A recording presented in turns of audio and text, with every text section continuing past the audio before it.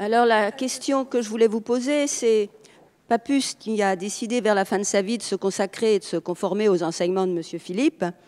Selon vous, pourquoi cette décision, comme ça, tardive, à la fin? Vous en avez un petit peu évoqué le sens, mais on voudrait un petit peu plus de détails. Et après toutes ces recherches ésotériques et une vie très bien remplie d'occultisme, il a voulu se dépouiller. Et quelles étaient ses raisons? Pour comprendre ce qui a fait la décision chez Papus de s'orienter vers une démarche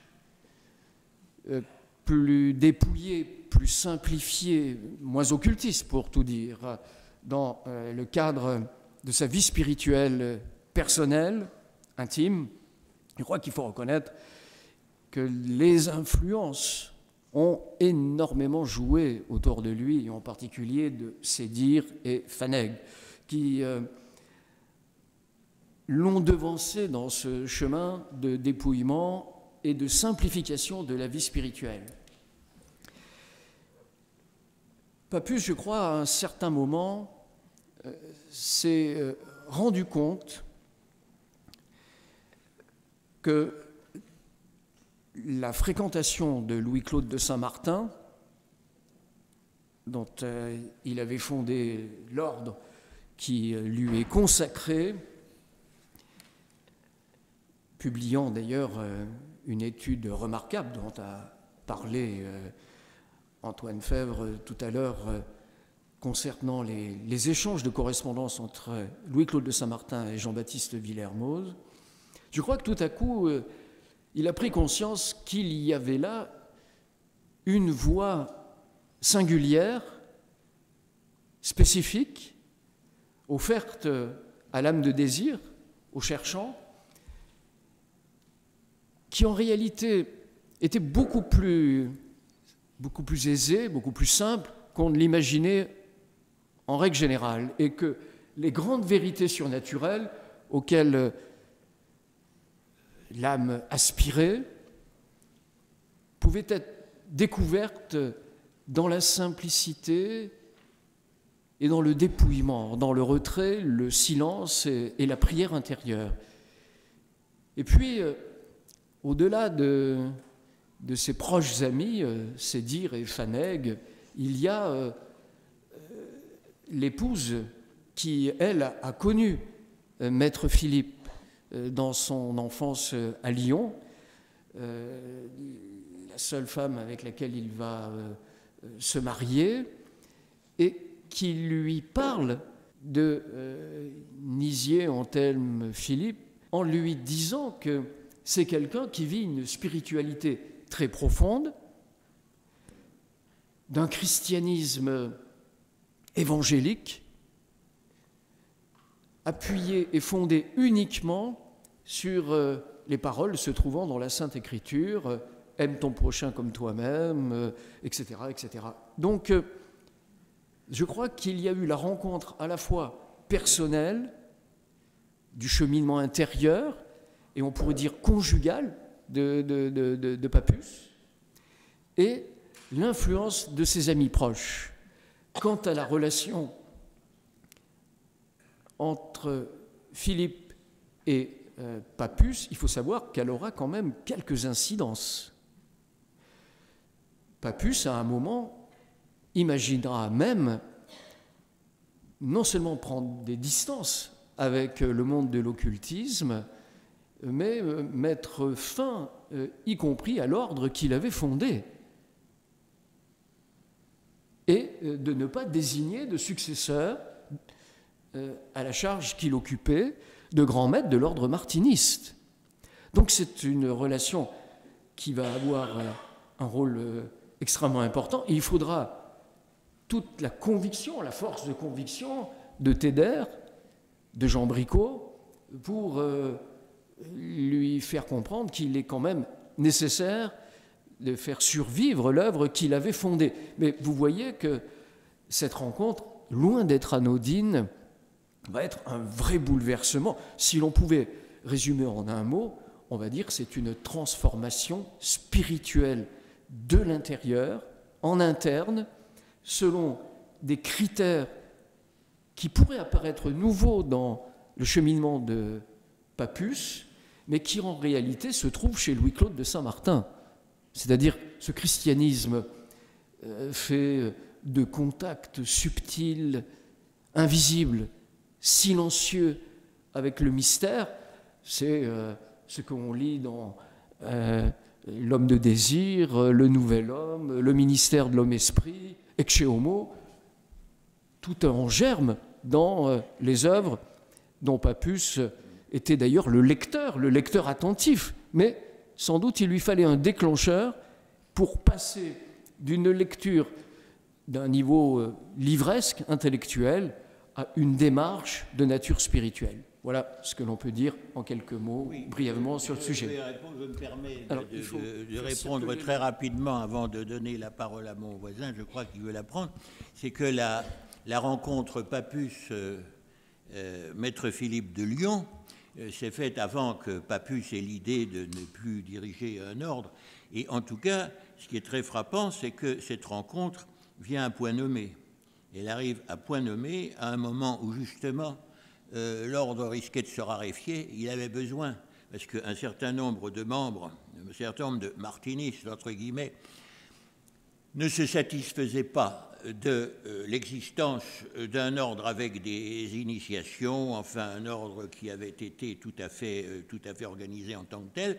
Ils avaient besoin d'autre chose. Alors, Papus rencontre Maître Philippe de Lyon, ça tombe à point nommé, il avait besoin de cela, et ça lui a permis justement d'élargir son champ d'adeptes. Je vois les choses d'une façon sans doute moins spirituelle que vous, mais peut-être un petit peu plus historique. Je dirais simplement que Maître Philippe de Lyon est venu à son heure pour Papus sur un plan extrêmement pratique. Ce qui n'empêche pas, ce qui ne veut pas dire évidemment que vous n'ayez pas raison sur le plan spirituel, sur lequel je n'ai aucun témoignage de Papus lui-même. Mais voilà, mon ami... Alors moi, je ne suis pas du tout un spécialiste de Philippe, mais je vais compléter l'atterrissage que Antoine Fèvre a amorcé. C'est-à-dire que je porte aussi sur pour moi, ce qui est une énigme dans la vie de Papus. C'est cette rencontre avec Philippe et les conséquences que cette rencontre a pu avoir. Alors je porte là-dessus un regard de clinicien. Et j'observe que cette fascination, car c'est vraiment le mot qui convient, que cette fascination que Philippe a exercée sur Papus ne s'est pas exercée que sur Papus. On a cité Sédir, on a cité Faneg, il faudrait évidemment citer aussi le docteur Lalande, Marc Aven, qui a épousé la fille de Philippe. Ce qui veut dire qu'il y a tout un milieu d'hommes qui sont tous des hommes intelligents, qui ont une personnalité bien affirmée, qui ont une insertion parfaitement normale dans la vie sociale, qui ont pris des initiatives. En d'autres termes, ce ne sont pas des esprits légers. Et tous ont, semble-t-il, d'après les témoignages qu'ils nous ont laissés, ont été frappés par la rencontre avec Philippe. Alors, j'imagine qu'une composante de tout ça, qui permet d'expliquer parmi plein d'autres points qu'on vient de mentionner, c'est qu'on est probablement en présence d'un homme qui avait une espèce de charisme personnel, une personnalité très enveloppante, qui était capable de faire s'abaisser les défenses et d'entraîner immédiatement une empathie qui lui permet après de faire passer toutes sortes de choses, et d'ailleurs qui lui permet de les faire passer d'autant plus facilement que quand il ouvre la bouche et qu'il se met à parler, là, il dit des choses qui sont quand même un petit peu difficiles à entendre. Quand on lit, par exemple, les courts propos de Philippe qui ont été rapportés dans différents ouvrages, dont d'ailleurs l'ouvrage que Philippe Ancos lui avait consacré, si on fait abstraction de tout ce qu'on vient de dire, pardonnez-moi, mais il y a, alors je ne veux choquer personne, mais c'est mon sentiment, il y a là-dedans des propos qui tiennent des brèves de comptoir. Ça n'a ni queue ni tête, c'est d'une absurdité complète. Eh bien, malgré ça, ces hommes intelligents qui ont entendu ces choses-là n'en ont plus tenu compte. Donc il y a aussi une dimension qui nous échappe aujourd'hui, parce que Philippe, nous ne pouvons plus le voir bouger, le voir vivre, mais il y avait certainement une équation personnelle qui faisait que cet homme-là avait la capacité de capter la sympathie de ceux qu'il rencontrait et d'annihiler, dans une certaine mesure, la distance critique qu'il pouvait avoir avec ses comportements et ses déclarations. Oui, c'est pour aller confirmer ce qui vient d'être dit et d'aller dans le même sens Papus a beaucoup travaillé dans l'ère du temps, et l'ère du temps est en train de changer. Hein. D'une part, les sciences occultes sont effectivement en perte de vitesse, et il y a un mouvement général qui va vers des choses plus profondes. Et d'une certaine façon, on peut dire que ça annonce Guénon, en fait.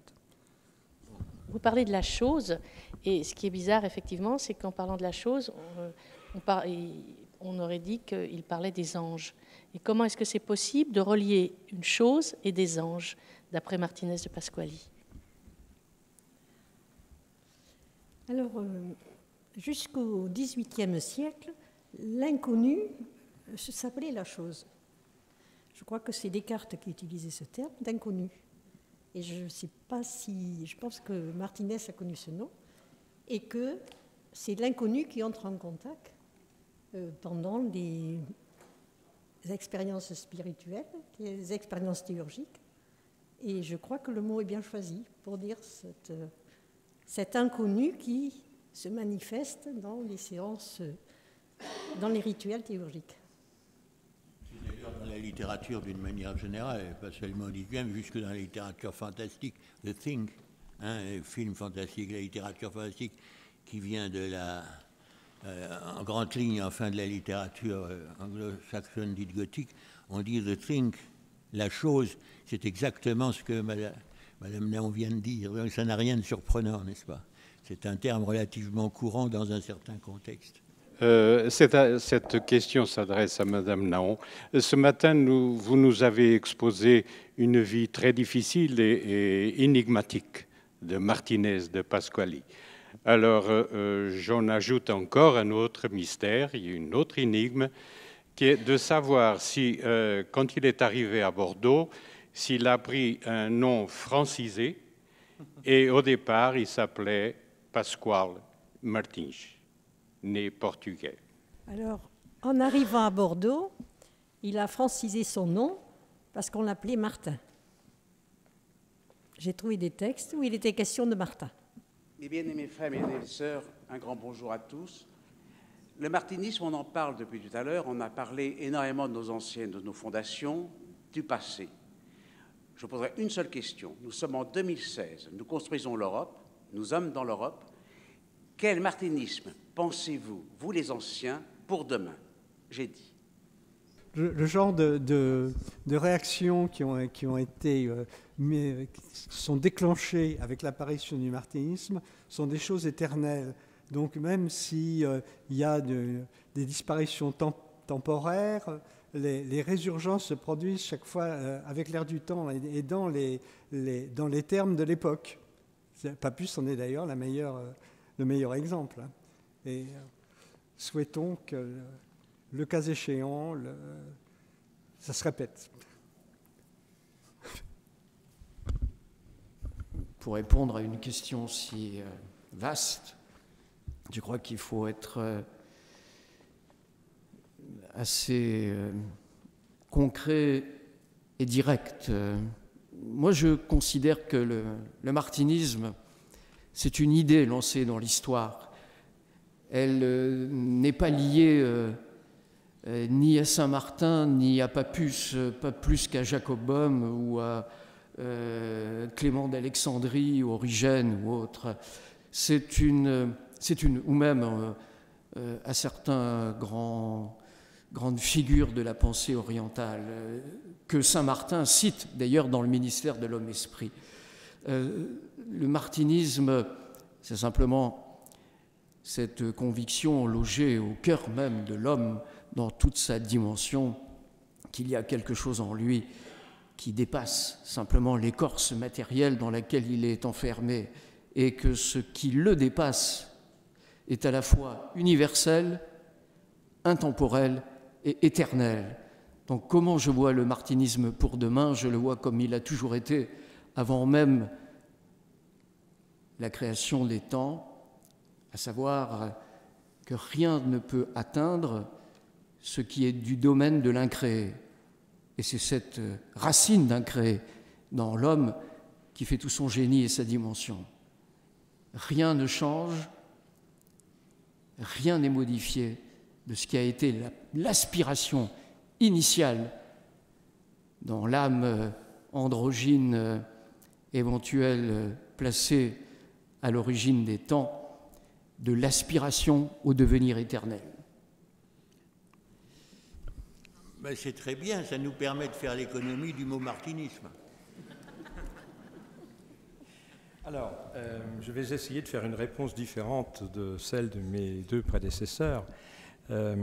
Quand vous posez la question comment pensez-vous que sera le martinisme ou qu'il évoluera, c'est une question derrière laquelle on entend comment aimeriez-vous que le martinisme évolue, etc. C'est une question, je n'ose pas dire une question de paroissien, mais en tout cas c'est une question de convaincu.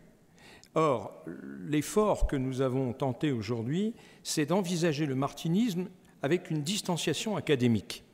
Donc, on est dans l'impossibilité, moi j'estime qu'on est dans l'impossibilité épistémologique de répondre à cette question dans ce cadre-là. Par contre, on peut problématiser. Problématiser, ça voudrait dire, par exemple, dans quelles circonstances et pour quelles raisons le martinisme est-il apparu, le martinisme tel qu'il existe aujourd'hui est-il apparu? Et ayant tenté de répondre à cette première question, une deuxième question serait, dans quelles conditions pourrait-on penser que ce martinisme répondrait, comme il a pu répondre à d'autres époques, à des aspirations caractéristiques des sociétés modernes? Il faut 3 heures pour traiter ce sujet. Juste une indication.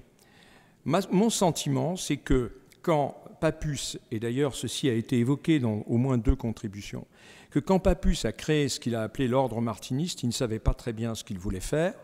Je pense qu'il ne connaissait pas très bien Saint-Martin, et que ce qui est très remarquable, c'est que quand on lit les rituels primitifs, les plus anciens, ceux de la période 1891, Saint-Martin y est totalement absent, totalement absent. Les emprunts textuels qui sont faits sont principalement faits à Fabre d'Olivet via Saint-Yves d'Alvèdre. Mais Saint-Martin est totalement absent, ni de près ni de loin. Donc, ça veut dire que Pappus n'était pas essentiellement préoccupé par la pensée de Saint-Martin. Je crois, et je m'en tiendrai à ce point-là pour répondre à la première question que je me suis posée à moi-même, je crois qu'il voulait avant tout faire une contre-franc-maçonnerie. Et il a voulu faire une organisation rituelle symbolique, initiatique, qui ne corresponde pas du tout à la franc-maçonnerie qu'il avait sous les yeux et qui lui paraissait une déviation complète, absolue, rédhibitoire. D'où l'idée de reprendre cette organisation rituelle, symbolique et initiatique sur des bases entièrement nouvelles. Ça, c'est la première raison, le premier point. Le deuxième point, dans quelles conditions ce qu'on appelle aujourd'hui martinisme pourrait-il répondre à des aspirations des hommes et des femmes dans l'avenir, dans des sociétés comme les nôtres, à l'image de ce qui s'est passé dans les décennies passées? D'abord, le martinisme n'est jamais devenu un mouvement de masse. Ça a toujours été quelque chose d'extrêmement confidentiel, ça a toujours été quelque chose d'extrêmement émietté. Dès 1916, dès 1918, on a vu l'éclatement avec la querelle des successeurs. Et puis, ça c'est le premier point, et cette sissiparité compulsive du martinisme ne s'est jamais démentie. Et puis la deuxième chose, c'est qu'il y a une équivoque historique qui n'est pas résolue à ce jour sur ce qu'on appelle les ordres martinistes, entre les ordres martinistes qui se réclament de Saint-Martin et ceux qui se réclament de Martinez de Pasquali, sans toujours savoir très bien d'ailleurs ni ce qu'est Saint-Martin, ni ce qu'est Martinez de Pasquali. Donc non pas mon sentiment ou mon désir, mais ma crainte, c'est que dans l'avenir, la sissiparité compulsive s'aggrave et que peut-être la confusion s'aggrave. La confusion intellectuelle s'aggrave. Parce que nous sommes dans un temps où viennent des générations nouvelles. Ce n'est pas propre au martinisme, mais c'est la société dans laquelle n'importe quelle structure, n'importe quelle association va recruter. Nous arrivons dans un temps où le niveau culturel moyen des générations qui arrivent est considérablement dégradé par rapport à ce qu'il était il y a 30, 40, 50 ou 70 ans. Tous ceux qui, comme moi, enseignent en faculté depuis plus de 30 ans en savent quelque chose. Et je pense que nous sommes là dans un domaine très compliqué, où les sources sont très complexes, difficiles à démêler, donc je ne suis pas spécialement optimiste. Mais pour répondre en un mot, et je termine là-dessus à votre question, je suis persuadé que dans 30 ou 40 ans, après je ne sais pas, est-ce que la Terre existera encore, mais en tout cas, dans 30 ou 40 ans, il y aura 3 fois plus d'ordres martinistes qu'aujourd'hui. Ma question s'adresse à notre ami Roger Daché. C'est une question à tendance médicale. Donc, notre ami Papus soignait les maladies du corps par allopathie, les maladies du corps astral par homéopathie, d'autres maladies par théurgie. À l'époque, les médecins faisaient de la publicité en toute tranquillité, même s'ils avaient énormément de mal à vivre d'ailleurs, pour beaucoup d'entre eux. J'aimerais, moi, connaître le point de vue du médecin, mais éventuellement des autres personnes qui composent cette table ronde, sur les pratiques médicales que pouvait avoir Papus et les médecins de son temps. C'est dit. Alors il y a plusieurs questions dans la question. Ça ne ressortit pas à l'histoire de l'occultisme d'ailleurs, mais bien davantage à l'histoire de la médecine en Occident, en Europe, à la fin du 19e et au début du 20e siècle. Alors là encore, c'est un sujet immense, mais juste quelques points. C'est l'époque où un basculement véritable s'est produit. C'est-à-dire que le premier basculement dans l'épistémologie médicale s'est produit au début du 19e siècle avec la naissance de la méthode anatomoclinique. C'est-à-dire que jusque-là, on ne savait pas ce que c'était qu'une maladie. Comme le rappelle Foucault, on ne faisait que collectionner des symptômes. Et grâce à la méthode anatomoclinique fondée par Bichat et Laennec, on dit désormais un certain nombre de symptômes constants sont réunis pour constituer un tableau clinique cohérent dont la base est une lésion anatomique que l'on peut vérifier lors de l'autopsie. Et c'est sur cette base-là qu'on définit les maladies désormais et non pas seulement les symptômes. À partir de là, on sait contre quoi on doit se battre. Pour être clair, on ne soigne pas une fièvre. On soigne une infection urinaire dont l'un des symptômes très secondaires est une fièvre. Mais ce qui importe, c'est de repérer la lésion initiale qui se trouve être une infection de la muqueuse urinaire contre laquelle il faut faire quelque chose. Au XIXe siècle, on ne peut rien faire. Donc ça a été le premier basculement au XIXe. Le deuxième basculement a été la naissance d'une physiologie sérieuse, et ça c'est toute l'œuvre de Claude Bernard et de son école. Et puis la troisième, et Papus est contemporain de ça, la troisième révolution s'est opérée au début du XXe siècle, dans le premier tiers du XXe siècle. Jusque-là, c'est-à-dire depuis le début du XIXe, on sait repérer ce que sont des maladies par différence avec des symptômes isolés. Ensuite, on comprend comment elles se sont produites parce qu'on connaît mieux la physiologie. Mais on ne savait toujours pas les traiter car la pharmacopée était quasiment inexistante et pratiquement sans aucune efficacité. En l'espace d'une quarantaine d'années, entre en gros 1900 et la Première Guerre mondiale et la Deuxième Guerre mondiale, on a trouvé des antalgiques suffisamment puissants, les premiers sulfamides, bref, des médicaments qui ont commencé, la digitaline, on a commencé à pouvoir traiter un peu des maladies qui faisaient des ravages depuis des décennies. Mais quand Papus exerce son activité médicale, c'est-à-dire avant la Première Guerre mondiale, qu'est-ce qu'un médecin très compétent sait faire? Il sait donner quelques antalgiques quand on a un peu mal, il sait prescrire des fumigations quand on tousse un peu trop, il propose des enrobements de bandes d'eau distillée, et c'est à peu près tout ce qu'on sait faire. On regarde les gens mourir. Et Papus est mort d'une tuberculose, il est mort en descendant, il allait consulter son maître, le professeur Sergent, à l'hôpital de la Charité, où il avait exercé avec Luis sur le lieu de l'actuelle faculté de médecine de la rue des Saints-Pères, et il est pris d'une hémoptysie foudroyante en descendant, c'est-à-dire d'une hémorragie d'origine respiratoire en descendant les escaliers de l'hôpital de la Charité, c'est parce qu'il traîne une tuberculose qu'il a contractée au début de la guerre, et que cette tuberculose, à cette époque, se termine constamment de cette manière. Donc, la question que vous posez est intéressante parce qu'elle permet, à contrario, de dire que Papus était un médecin aussi bon que tous les autres à son époque. Il ne faisait pas moins bien que la plupart d'entre eux.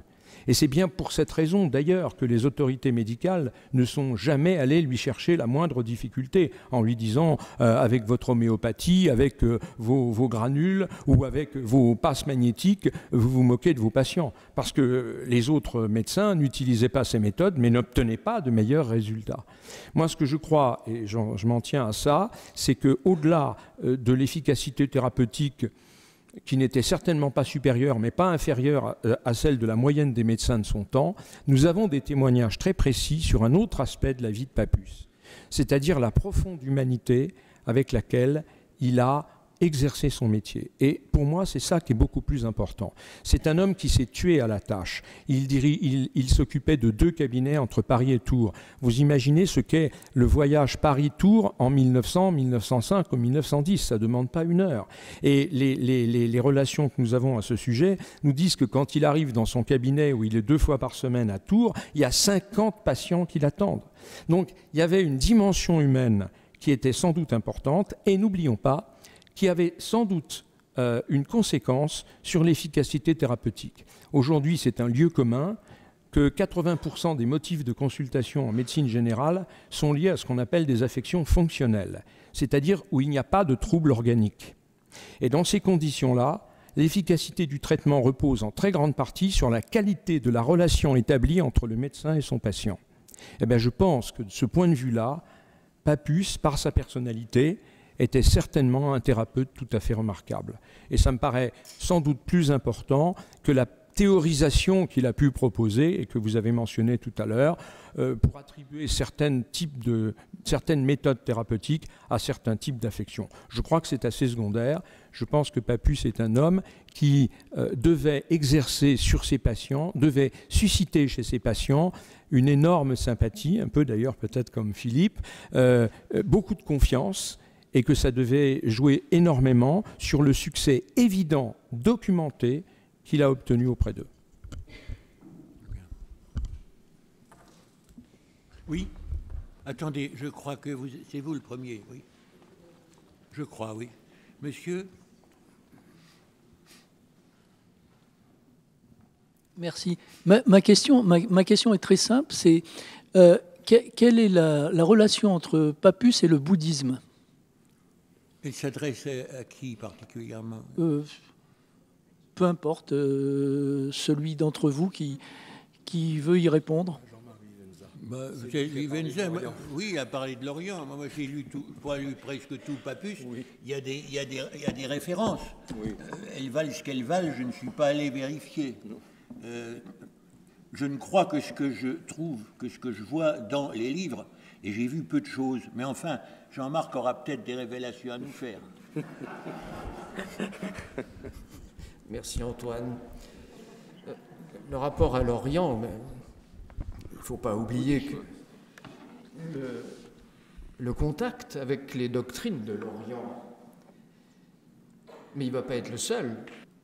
Les contacts vont se faire à la lecture des auteurs français, Fabre d'Olivet, Saint-Yves d'Albède, qui réincorporent la théorie des cycles, la doctrine des âges, la doctrine, y compris la problématique des castes, chez Fabre d'Olivet.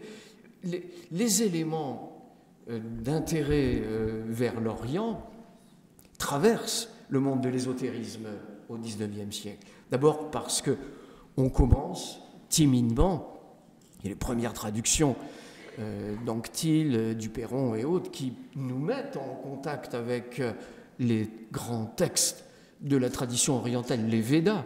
Par exemple, le Rig Veda fait l'objet d'une traduction qui est lue avec beaucoup de vigilance, d'attention. Et ces éléments de l'Orient, qui plus est, vont lui être également transmis par son passage au sein de la société théosophique.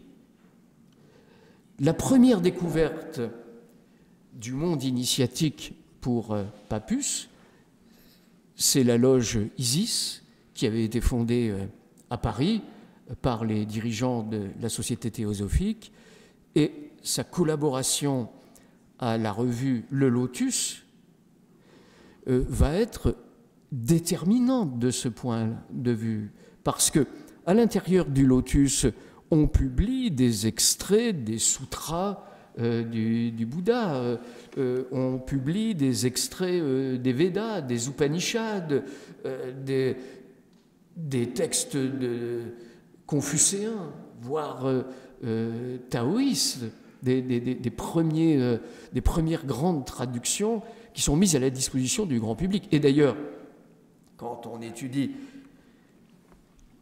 ce qui, je ne sais pas si on peut dire des tenues, mais en tout cas les réunions, les actes, les témoignages des réunions de la Société théosophique. C'est très intéressant. Qu'est-ce qui se passait dans ces réunions? On faisait des lectures méditées des grands textes de la tradition universelle, et en particulier des textes de la tradition orientale. Donc, Pappus va baigner dans une atmosphère qui va être très formatrice pour lui.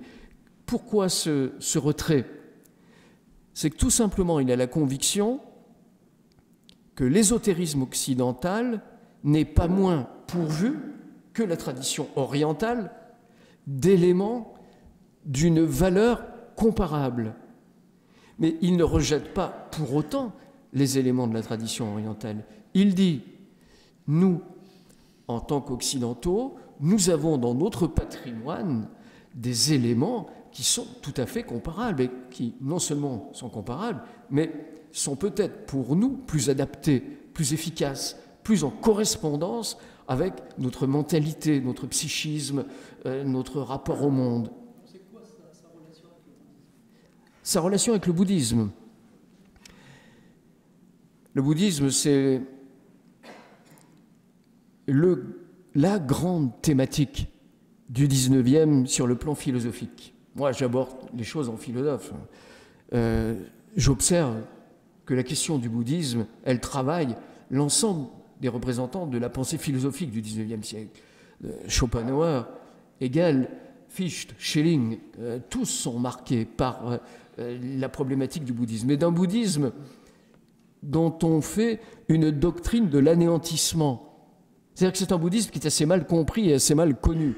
Le bouddhisme, pour les philosophes du 19e siècle, c'est la doctrine qui met à disposition, en œuvre, les prolégomènes à l'annihilation volontaire. C'est-à-dire le nirvana est pensé comme une sorte de fréquentation amicale du néant. Et c'est ce qui fait d'ailleurs la prévention chez Pappus par rapport au bouddhisme. Les quelques éléments qu'on a de jugement sur ce sujet, manifestement, sont marqués par des distances, par quelque chose qui irait trop vers le nihilisme. Et les dirigeants de la Société théosophique, ce qui est faux, et les dirigeants de la Société théosophique, mais ce n'est pas un reproche, sont eux aussi marqués, comme les philosophes, par ces mêmes conceptions. Même un Nietzsche, qui a écrit à cette période, un contemporain, le Zarathustra de Nietzsche, c'est le contemporain, en réalité, du groupe d'études ésotériques et de la création de l'ordre de Martinisme. C'est la même conception. Ils ont une vision du bouddhisme comme étant une ascèse, une discipline de l'anéantissement volontaire. Or, les études nous ont bien montré qu'en réalité, la vraie loi interne du bouddhisme, c'est la similarité entre nirvana et samsara. C'est l'absolue non-distinction entre la substance et la non-substance. La loi d'impermanence crée un phénomène d'interdépendance universelle qui en réalité lie aussi bien l'apparence que le non-apparent. Et le mot central de la conception du Bouddha, c'est qu'en réalité, cette question de la non-substance tient à la complémentarité universelle de l'ensemble des phénomènes, ce qui amène à affirmer dans les grands sutras du bouddhisme qu'on traduisait à l'intérieur de la Société théosophique. Le Mahaprajna Paramita Sutra, par exemple, le plus grand sutra, c'est-à-dire le sutra de la descente à l'Anka, ou de la grande sagesse. Il n'y a pas de phénomène, il n'y a pas de substance, il n'y a pas d'ouïe, il n'y a pas de pensée, il n'y a pas de sensation, enfin, etc., etc., sont tous liés à l'affirmation que tout se situe dans l'incréé, dans le non-né. Rien n'est jamais advenu Donc rien jamais ne disparaîtra. Il y a un chemin, mais nul n'y chemine. C'est extraordinaire, c'est extrêmement libérateur. Alors, pour revenir vraiment à votre question, le bouddhisme connu à ce moment-là est un bouddhisme singulièrement lacunaire. Et évidemment, les connaissances que l'on va en avoir plus tardivement vont nous permettre d'aller bien au-delà de la conception qu'on avait au XIXe siècle de cette doctrine. Oui, moi je suis tout à fait d'accord avec vous sur plusieurs des points que vous venez d'évoquer, Jean-Marc.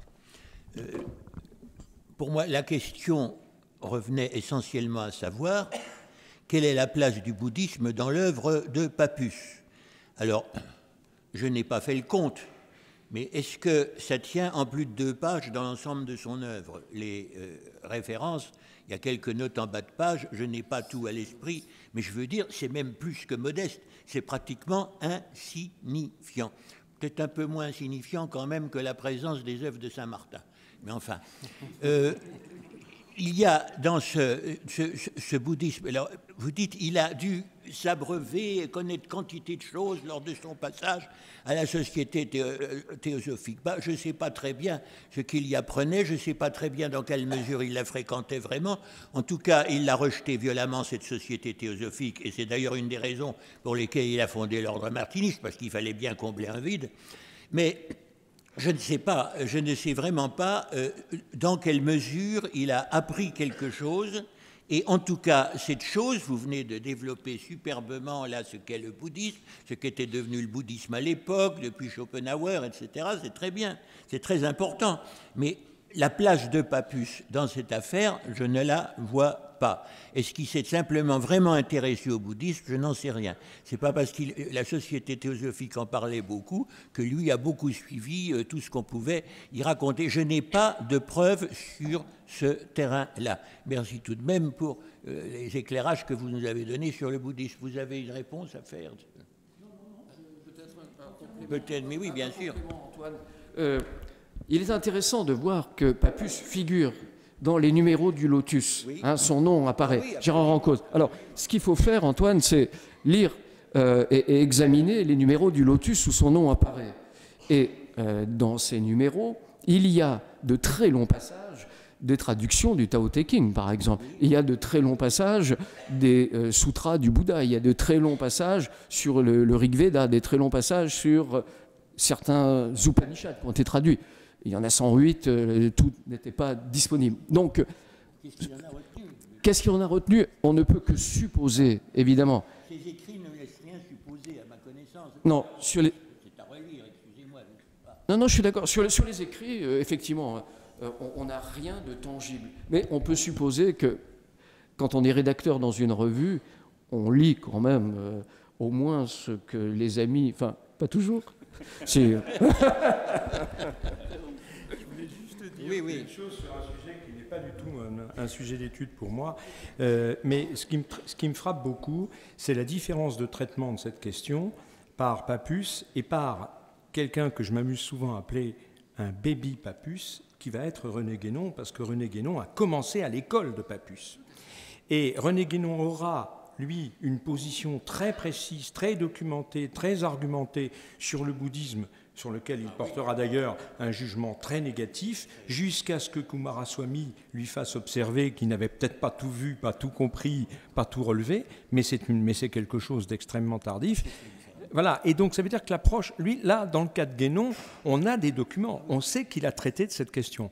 Il est vrai que d'une certaine manière, chez Pappus, c'est en négatif, c'est-à-dire qu'on ne sait pas. On ne sait pas. C'est ça qui est déroutant. On ne sait pas. Augustin Chabozeau, dont j'ai évoqué rapidement la personnalité tout à l'heure, s'écarte dès 1893 de l'ordre martiniste. Mais il faut examiner la vie d'Augustin Chabozeau. Il devient conservateur du musée Guimet. Et il écrit un livre sur la philosophie bouddhique, qui est publié en 1900, je ne vais pas dire des bêtises, mais 23, 24, 22. Donc, on peut considérer qu'il y a quand même un climat général d'intérêt pour ces questions. Roger a fort bien dit, Guénon, qui naît, hein, le baby Papus, très, très amusant, qui surgit de cette atmosphère, qui claque la porte du congrès spiritualiste en 1908, parce que Papus parle de réincarnation. Alors, lui bondit, il saute au plafond, il ne supporte pas l'affirmation. Mais dans ce congrès sont présents des orientalistes ou des orientalisants qui sont imbibés, qui sont nourris, qui ingurgitent tous ces éléments. Et Guénon est au contact, évidemment, d'Ivan Angheli, qui revient d'Orient, qui revient de Chine, et qui lui transmet une initiation taoïste. Il va recevoir, ou indienne, bon, quoi qu'il en soit, il y a là un climat général dans lequel Papus a baigné. Alors, sur le plan des écrits positifs, oui, c'est très faible, mais on peut considérer qu'en faisant la recension de la revue Le Lotus, des textes publiés par Elena Blavatsky, par le colonel Olcott, par Annie Besant, par tous ceux dont on peut dire forcément Papus a été nourri, a été imbibé, il a été en contact. Quant au bouddhisme précisément, il en a sans doute une image beaucoup plus positive, quoique en négatif, que Guénon. Vous voyez ce que je veux dire? C'est-à-dire, tout en considérant que le bouddhisme est une voie d'annihilation, néanmoins, il le considère comme une voie traditionnelle, contrairement à Guénon. Peut-être Jean-Pierre. Oui, la question a déjà été posée. La position de Papus n'est en rien objective. Elle n'est pas du tout, sur ce point, commandée par un souci de connaissance, mais il est engagé dans un combat, comme j'ai essayé de le montrer. C'est d'abord un combattant, et c'est dans son opposition à la société théosophique qui explique tout. Bon, effectivement, après, dans son œuvre, finalement, qu'il ait utilisé ou conceptualisé, c'est pas évident du tout. Hein. Mais c'est différent, effectivement, de Guénon, que je connais un peu, et dans lequel la position, le rejet de Guénon est commandé, parce que c'est les mêmes sources, en fait. Là aussi, hein, c'est vraiment de la troisième main. Mais là, c'est commandé par un rejet plus profond chez Guénon, qui aurait tout le mal du monde. Après, il faudra attendre effectivement Coomaraswamy pour qu'il et encore très difficilement, à la suite d'échanges qui ont duré pendant des années. En fait, et là cette position, on dirait aujourd'hui, elle n'est pas nette, quoi. On passe à une autre question. J'aimerais juste. Oui, monsieur. J'aimerais vous remercier d'abord pour la qualité des interventions que vous avez faites et remercier Emilio et Maria pour ce colloque. J'aimerais juste partager une petite trouvaille que j'ai faite, parce que j'ai eu l'occasion de croiser des ouvrages, enfin un certain nombre d'ouvrages, et donc traité méthodique de magie pratique de Papus dans l'édition de 24. Même si Papus était un moteur social et un moteur des sociétés initiatiques à l'époque, c'était un petit avertissement de Chacornac, daté d'octobre 23, que j'aimerais juste vous lire, c'est très rapide. Il dit voilà, lorsqu'en 1911, le docteur Papus nous remit le manuscrit du traité méthodique de magie pratique, nous pensions avoir en main un ouvrage au point. Quelle fut notre stupéfaction en le lisant, de voir que de nombreux passages ne cadraient pas avec le titre, que beaucoup de citations étaient erronées et que certaines parties de l'ouvrage n'étaient pas classées méthodiquement. Nous nous en ouvrîmes au docteur, qui voulut bien revoir son manuscrit. Malheureusement, sa mort prématurée durant la guerre l'empêcha de réaliser ce projet. Ce que Papus n'a pu faire, nous l'avons tenté. Le traité méthodique de magie pratique a été revu et corrigé par nos soins. Nous n'avons pas modifié le texte, au contraire, nous avons collationné sur les originaux les citations du traité, et elles sont nombreuses, qui étaient entachées d'irrégularités. Nous avons ajouté des notes bibliographiques en bas de page, 2 tables alphabétiques, l'une pour les matières, l'autre pour les auteurs, qui seront d'un grand secours pour le chercheur. Enfin, nous avons refait diverses figures qui n'étaient pas exactes. En un mot, nous offrons à nos lecteurs le travail consciencieux et désintéressé de 3 années de labeur assidu, et nous espérons qu'ils nous remercieront d'avoir fait tous nos efforts pour leur offrir une œuvre digne de celui qui fut le vulgarisateur de l'occultisme. Chacornac, octobre 1923. Quelle est votre question? C'est pas vraiment une question. Je souhaitais simplement partager cette petite précision de Chacornac. Si l'on est, pour peu que l'on soit familier, que l'on lise l'ensemble de l'œuvre de Papus, on s'aperçoit que, surtout en ce qui concerne ses ouvrages majeurs, et même certains de ses ouvrages mineurs ou intermédiaires, nous avons affaire souvent à diverses rééditions dans lesquelles il vient insérer dans telle édition des passages de l'audition d'un livre précédent. Il recommence, il fait des doublons, il recommence jusqu'à 3 ou 4 fois, il refait les mêmes choses. Alors, ça rend les choses extrêmement difficiles. Par exemple, dans le traité méthodique de sciences occultes, si vous vous référez à la première édition, vous n'y trouverez pas quantité de choses qui sont apparues dans les nombreuses éditions successives, au cours desquelles il a introduit des passages qu'il a tirés d'ouvrages publiés entre-temps. C'est extrêmement compliqué. Et à ma connaissance, on n'a pas fait encore, mais ça mériterait, parce qu'enfin, pour moi, c'est un auteur très important, il faut vraiment qu'on l'étudie.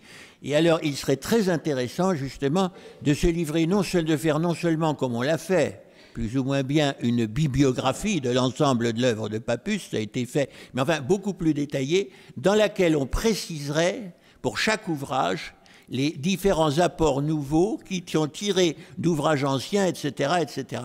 Ce serait un petit travail de bénédictin, mais enfin qui prendrait peut-être un mois, pas plus, et ça vaudrait vraiment la peine de faire, parce que, encore une fois, si vous lisez le traité élémentaire de sciences occultes, vous y découvrez des choses qui ont été écrites, je veux dire, dans la dernière édition, dans les dernières éditions notamment, bien après la première édition. Alors on croit que ça a été écrit dans la première, mais non. Vous avez bien fait d'attirer l'attention là-dessus, parce que ça pourrait éviter certains contresens. Il faut dire que dans le cas du traité méthodique de magie pratique, il s'ajoute une autre difficulté, c'est que c'est un ouvrage posthume que l'éditeur a tenu absolument à publier, et il est probable que l'état dans lequel il a trouvé le manuscrit n'était probablement pas celui que Papus aurait arrêté pour une première publication. Ça veut dire que ça complique encore le sujet. C'est finalement un ouvrage auquel Papus n'a pas mis la dernière main parce qu'il n'a pas eu le temps de le faire. Mais dans lesquels, un ouvrage, vous venez de citer le titre, dans lequel on trouve des éléments du traité méthodique de sciences occultes. Mais très méthodique de magie pratique, traité méthodique de sciences occultes, on finit par s'y perdre. D'où la nécessité de se référer, si on l'avait, à un tableau définitivement constitué, comme celui que je viens d'imaginer. Tout d'abord, merci de ces brillantes interventions au cours de cette journée tout à fait magique consacrée enfin à Papus vu sous un angle académique. Ma question aura 3 composantes et elle concernera 3 absents un petit peu de ce qui a été évoqué aujourd'hui. En premier lieu, dans ce qui concerne le rapport de Papus et de la médecine de son temps, ça s'inscrit aussi dans le rapport de Papus et la science de son temps. Et là, il y a un absent sur lequel moi j'ai très peu d'informations, et peut-être en avez-vous, c'est ma première question. C'est sur le père de Papus qui était chimiste.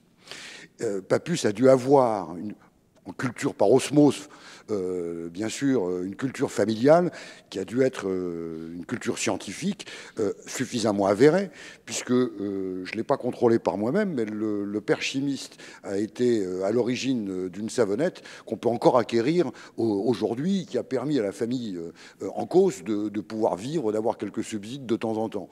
Bien, et quid du père de Papus, du père de Gérard Ancos, dans ce qui est devenu par la suite Papus.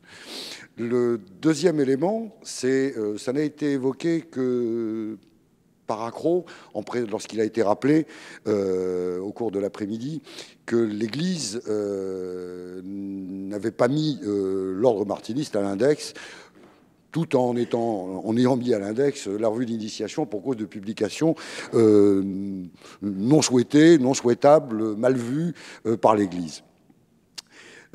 C'est la relation de Papus, de l'ordre martiniste, à l'égard justement de cette Église. Je m'explique. 1905, loi de séparation de l'Église et de l'État en France.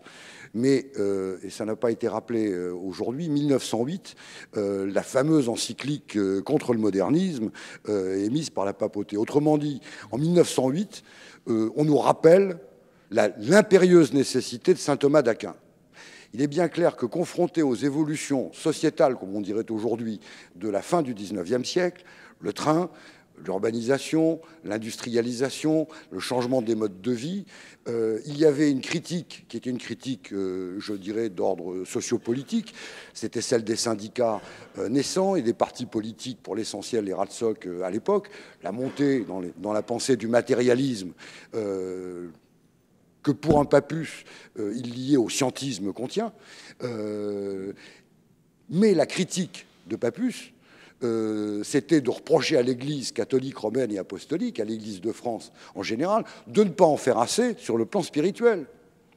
Et il rejoignait une critique anticléricale simplement en ce qu'elle s'attaquait à la cléricature. Il n'y avait pas d'autre choix sur le paysage, je dirais, sociétal français. Cette sensibilité ne trouvait pas à s'exprimer ni dans le radical-socialisme. On n'était pas non plus monarchiste, on n'était pas nécessairement réactionnaire pour rétablir un ordre qui s'appuyait sur la cléricature qu'on chargeait de tous les maux. Il fallait bien faire quelque chose. Lorsqu'on était rejeté de la franc-maçonnerie parce qu'on la critiquait, nous sommes à la GLDF, bien sûr, mais en 1877, il y avait quand même eu la querelle du grand architecte, et Dieu sait si Papus a reproché à la maçonnerie française d'avoir pris parti dans le sens majoritaire pour lequel elle avait pris parti à l'époque. Cette relation à l'Église et au christianisme, cet attachement qui conduit à s'inscrire dans la perspective de Louis-Claude de Saint-Martin et de Martinez de Pasquali, peut-être de façon légère et un petit peu lointaine, mais c'est cette question qui est posée. Et enfin, pour ce qui concerne le Papus, je dirais, il avait un second cabinet, effectivement, à Tours. Celui qu'on a surnommé le Balzac de l'ésotérisme avait son cabinet rue Balzac à Tours. C'est un hasard sans doute, comme c'est un hasard peut-être que soit organisé aujourd'hui ce colloque consacré à Papus le jour de l'équinoxe. Parce que oui, 16h21, c'était l'équinoxe. Oui. Merci Bernard Gabet. Alors, j'ai l'impression, je vais dire mon impression, à moins que mes collègues ne soient pas d'accord, que la première question, le père de Papus serait plutôt pour Roger Dachèze et que l'autre serait plutôt pour Jean-Pierre Laurent, si j'ai bien compris, parce que ça entre tout à fait, enfin, me semble-t-il, dans sa recherche consacrée justement à la situation, la position, la contextualisation des courants ésotériques dans ce 19e siècle si complexe. Alors, je n'ai pas parlé effectivement de Louis Ancos, le père, qui était chimiste de formation et qui était un inventeur pathologique, qui a déposé des dizaines de brevets, mais d'ailleurs, Papus également. Et jusqu'encore pendant la guerre, il dépose des brevets pour des modèles particuliers de brancards qu'il a imaginés, qui sont plus pratiques que les brancards qu'on utilise. Donc c'est une famille d'ingénieurs, enfin une famille d'inventeurs, si j'ose dire. Alors Louis Ancos a essayé de faire fortune en inventant des choses à partir de sa formation de chimiste, et il a inventé un concept qu'il a développé dans les premières années du XXe siècle, de concert avec son fils qui était un très jeune médecin, c'est la médecine fumigatoire. Alors la médecine fumigatoire est un concept thérapeutique qui a été développé par Louis Ancos en collaboration après avec Papus. Il avait même monté tout près dans leur quartier, toute la vie de Papus se centre dans le 9e arrondissement, rue Rodier, alors qui est une rue qui descend tout près de ce que j'appelle le lycée Jacques Decour, puisque j'y ai fait mes études, mais qui s'appelait à l'époque le collège Rollin.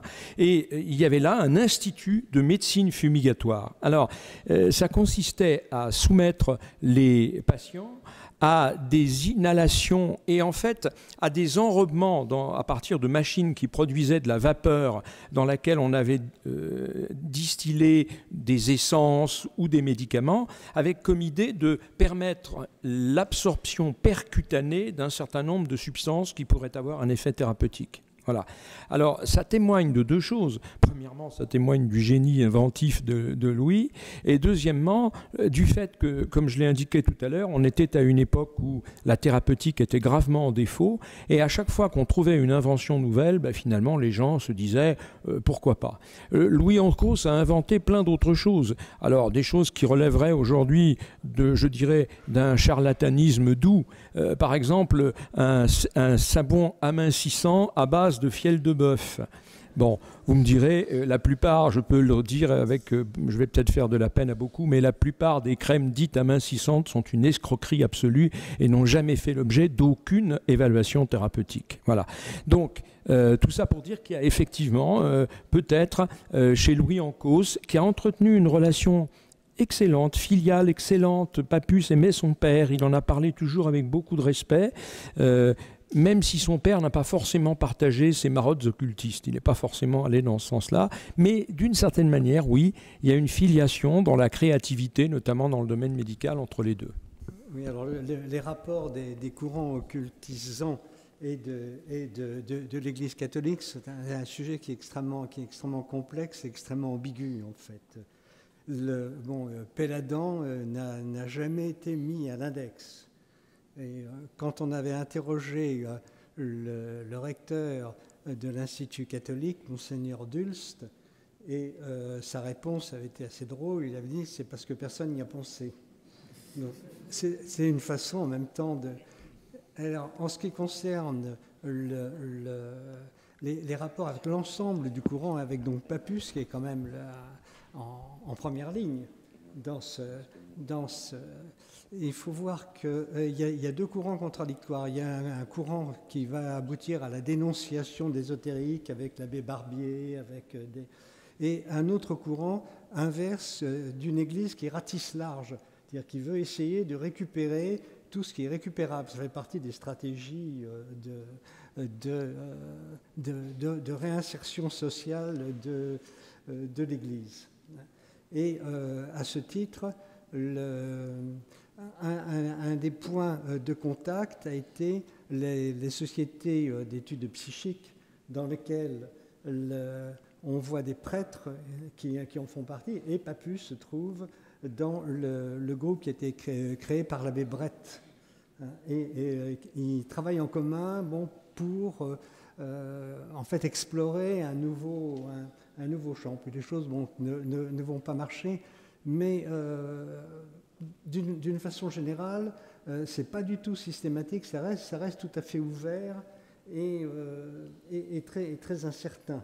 Effectivement, l'ordre martiniste n'a jamais été mis à l'index, il n'y a pas raison de le mettre. L'initiation, c'est à cause, je crois que ça a été souligné ce matin, à cause de la création d'une église gnostique, ce qui est tout à fait autre chose. Là, on tombe sur un point disciplinaire. Mais pour ce qui est de l'ordre de la pensée, non, c'est très compliqué. Et le reproche, les textes de Monseigneur Dulst sont très intéressants parce que lui était partisan de rapprochement. Et l'essentiel de la position, son reproche vis-à-vis c'était de parler de la théologie avant de l'avoir étudiée en quelque sorte. Hein.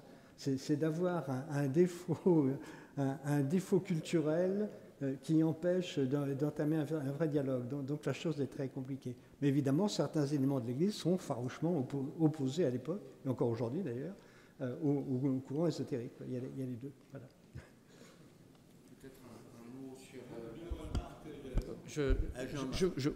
Rapidement sur cette question qui est passionnante.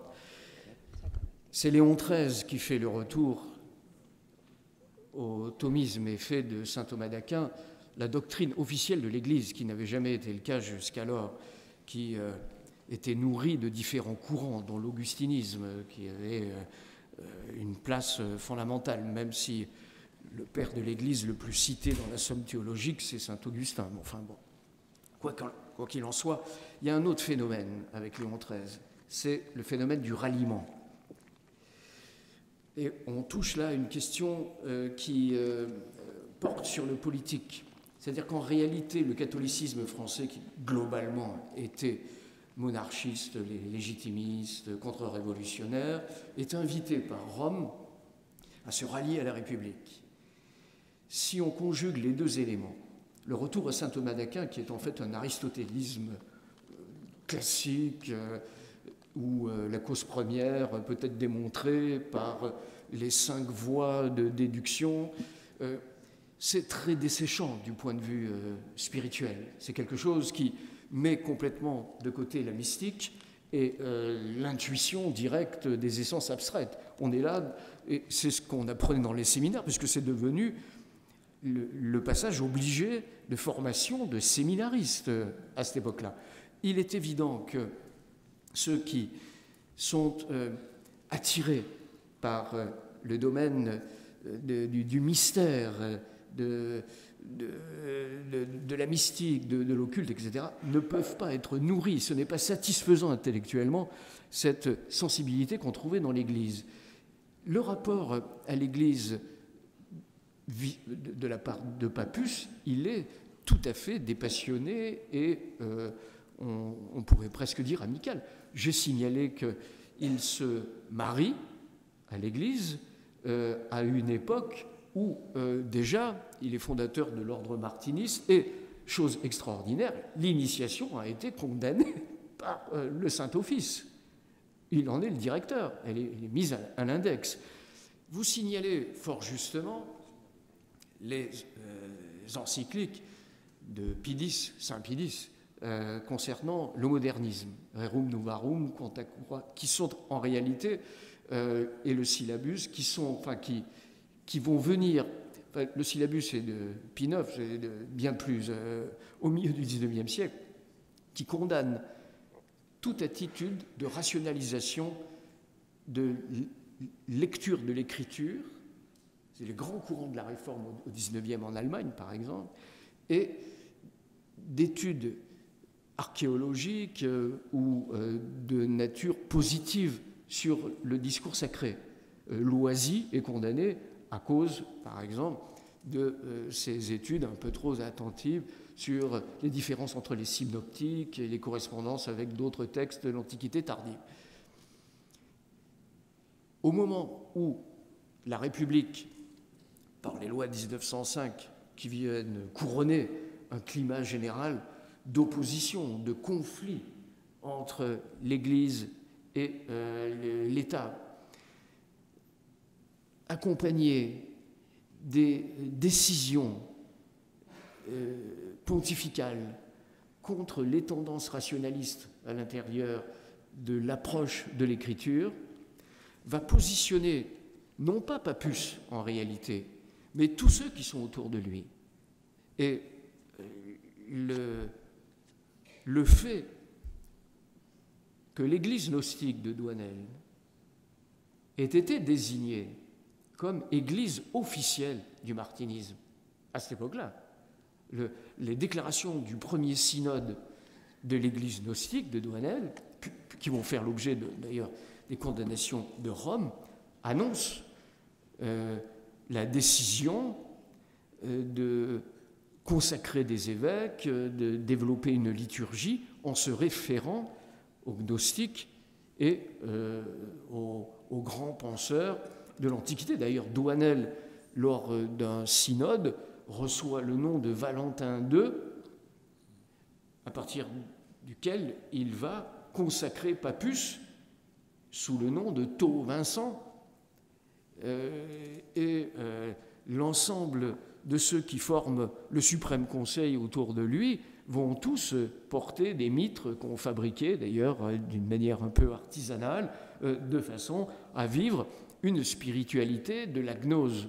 Et il est tout à fait évident que le projet, pas simplement papusien, mais de ceux qui entourent Papus à ce moment-là, c'est de réincorporer dans le cadre de l'ésotérisme, ou on pourrait dire des sociétés initiatiques qui sont en voie de création, sont toutes nouvelles à ce moment-là, c'est les éléments réprouvés et écartés de tous les courants qui avaient été frappés d'hérésie à travers l'histoire. Et il y a un fort mouvement de sympathie pour Épiphane, Valentin, Basilide, etc., y compris les mouvement d'expression tardive du dualisme en Occident, avec le catharisme, les bogomiles, etc., qui trouve, d'ailleurs, Douanel devient monseigneur de Montségur, et il y a là une conjonction, y compris avec des formes d'intérêt sur des sujets qui sont partagés par les compagnons de Pappus. C'est un moment historique tout à fait passionnant, où au fond, les grands éléments, alors là, pour le coup, on a de la documentation, il suffit de lire les numéros de la gnose pour voir de quoi on parle et de quoi il s'agit. Et c'est fascinant. D'ailleurs, il faudrait, je pense, engager une vraie étude de fond sur les théories qui ont été remises à jour à l'intérieur des courants ésotériques à ce moment-là. On peut considérer que l'opération, l'initiative de Douanel est fondatrice à cet égard, et il demanderait, je crois, une étude de fond sur un Douanel qui d'ailleurs va faire un mouvement de yo-yo entre l'Église catholique et l'Église gnostique, qui va s'en séparer, et c'est Fabre des Essarts qui va prendre la succession, faire vivre l'Église gnostique, avec évidemment ce lien étroit, organique, avec le mouvement martiniste, au point même qu'une personnalité extraordinaire comme celle de Jean Bricot, tôt Jean III, sera sans doute le saint Thomas d'Aquin de l'Église gnostique, à mon avis, du point de vue si on peut faire des comparaisons. C'est celui qui va vraiment en écrire la somme théologique. Oui, je voulais simplement, à propos de de l'attitude de Pappus, qui est partagée d'ailleurs par beaucoup de membres de son entourage, son anticléricalisme à l'égard de l'Église catholique et sa critique sociale. Faire deux remarques rapides. La première, c'est que cet anticléricalisme, pour le coup, le rapproche de Claude de Saint-Martin, parce que les propos de Saint-Martin sur la déviance du clergé qui a oublié le sens des rites, oublié le sens de la vraie foi, etc., sont parfois terribles. Donc pour le coup, c'est une rencontre, même si elle n'est pas explicite et qu'elle n'est pas directement référée à sa source, avec Louis-Claude de Saint-Martin. Sur la critique sociale, je voulais simplement préciser un point qui mériterait d'ailleurs une étude, mais il y a plein de pistes que nous avons ouvertes aujourd'hui. Pappus est d'obédience socialiste, mais comme d'ailleurs un très grand nombre d'occultistes de son époque. Mais c'est pas un socialiste, ce n'est pas un socialisme marxiste, c'est plutôt un socialisme spiritualiste, de ce socialisme typiquement français, qui est un tout petit peu débordé dans d'autres pays, mais qui est un socialisme typiquement français, dont à la fin des années 1840 et au début du Second Empire, Pierre Leroux sera un représentant tout à fait emblématique, qui présente le Christ comme un pauvre travailleur qui est en quelque sorte le symbole de tous les opprimés qui se sont levés contre l'injustice et les pouvoirs. Et on ira même d'ailleurs dans le cadre maçonnique jusqu'à montrer des iconographies pratiquement sulpiciennes où on voit Hiram sous les traits de Jésus.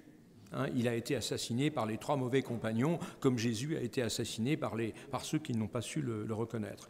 Alors, c'est un socialiste, ça ne l'empêche pas, parce qu'il faut toujours tout contextualiser, ça ne l'empêche pas, comme l'a rappelé tout à l'heure Jean-Marc, de déjeuner avec Charles Maurras, parce que n'oublions pas que nous sommes là dans les années 1890, c'est-à-dire que c'est le Maurras d'abord qui est positiviste, il est agnostique et positiviste, il ne retournera dans le giron de la Sainte Église que dans les derniers mois précédant sa mort.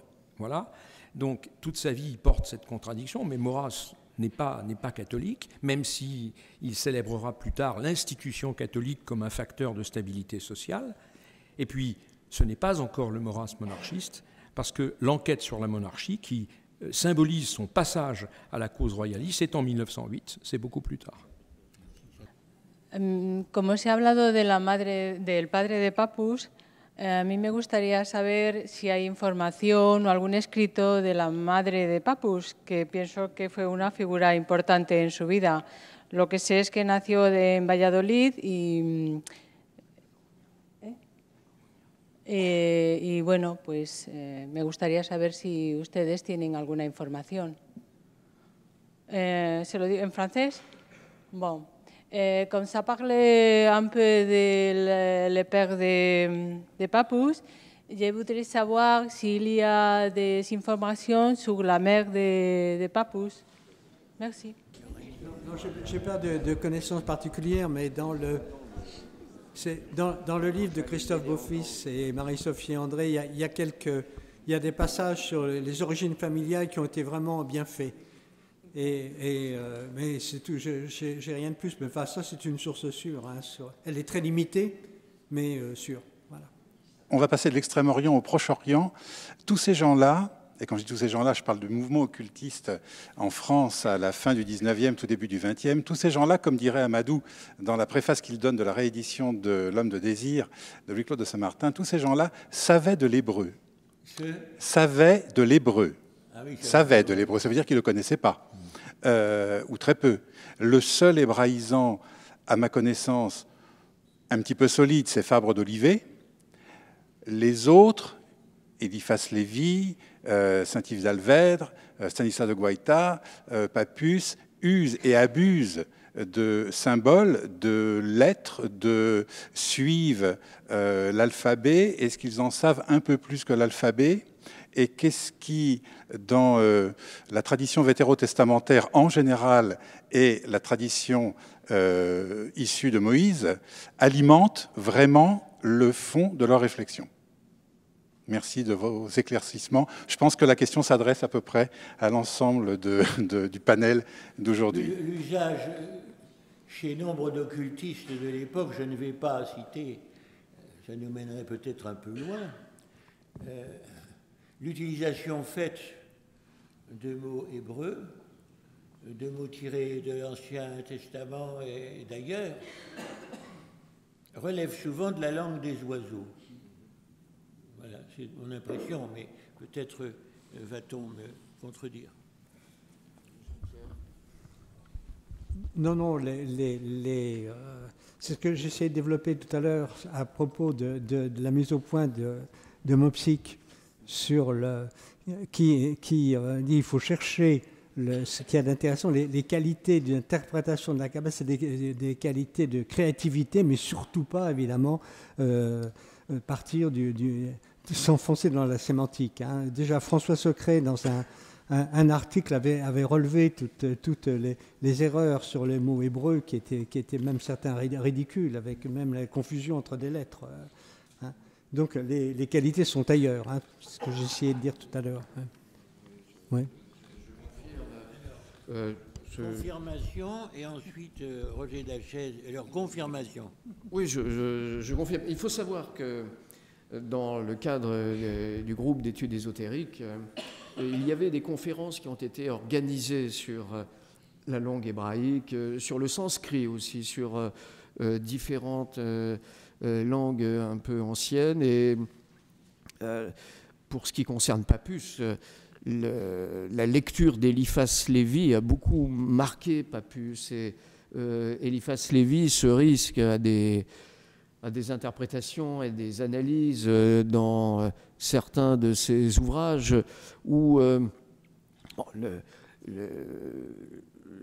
le hiéronyme Pappus vient du Nectuméron d'Apollonius de Tyane, et on cherche dans la traduction du grec, dans la traduction d'un hébreu plus ou moins exact, dans la traduction de certaines langues, des éléments qui pourraient nourrir la réflexion. Mais je confirme ce qui a été dit par mes collègues. J'aime beaucoup lire ces passages-là chez Eliphas Lévy et chez d'autres.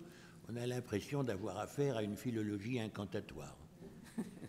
Voilà, je crois que ça pose un problème plus général au-delà des sources hébraïques et de la connaissance que Pappus pouvait avoir de l'hébreu, ce qui ne l'a pas empêché d'écrire un livre d'initiation à l'hébreu et même d'initiation à la lecture des hiéroglyphes égyptiens. Il n'avait peur de rien, notre ami Pappus. Mais au-delà de ça, ça pose une question plus intéressante et qui là encore mériterait d'être fouillée et étudiée. C'est la question de la pertinence du corpus documentaire sur lequel l'école papusienne a fait reposer l'ensemble de ses affirmations et de ses thèses. Et surtout, sur la question du degré de connaissance réelle que tous ces gens-là, à commencer par Pappus, avaient pu acquérir de ce corpus documentaire.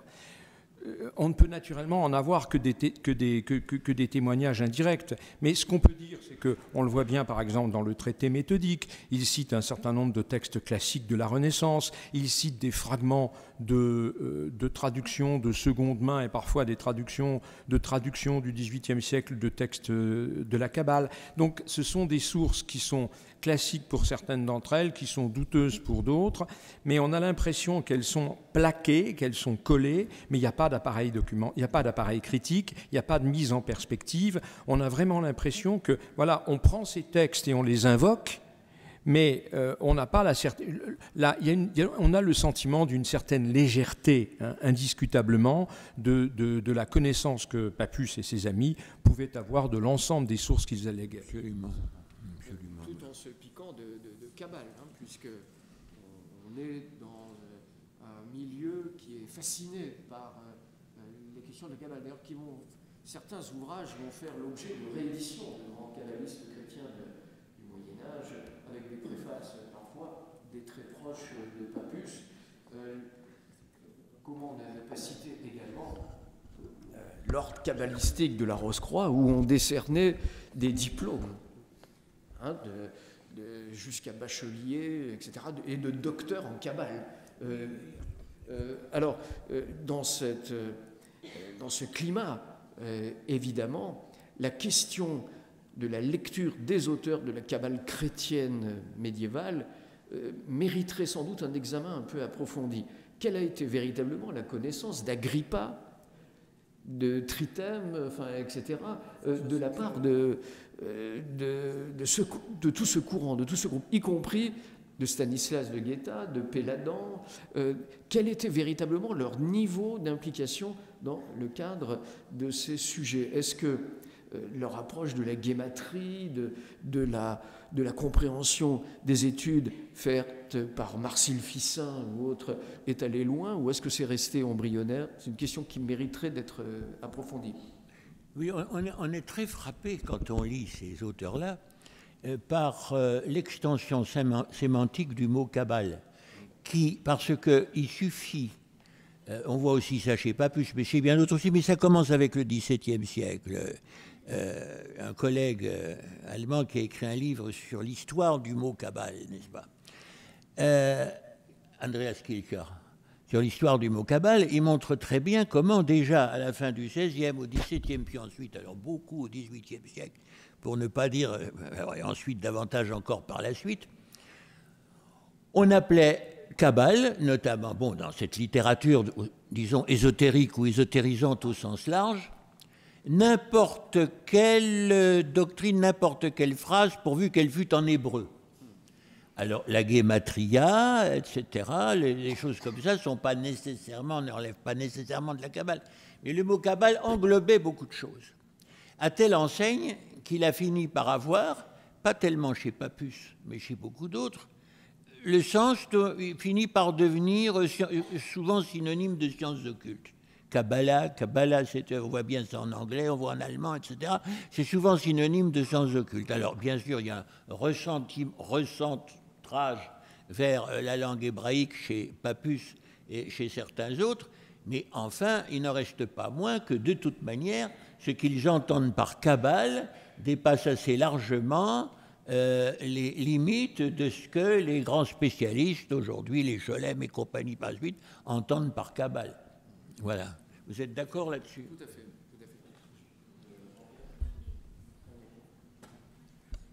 Ah bah oui, alors pardon, oui, alors bien sûr. Maria?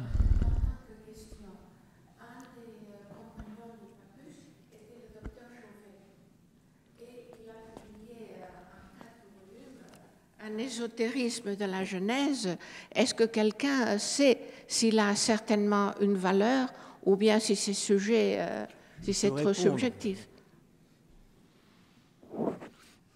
Ben, je ne suis sûrement pas le seul ici autour de cette table à l'avoir lu, mais je dois dire que je m'y suis plongé.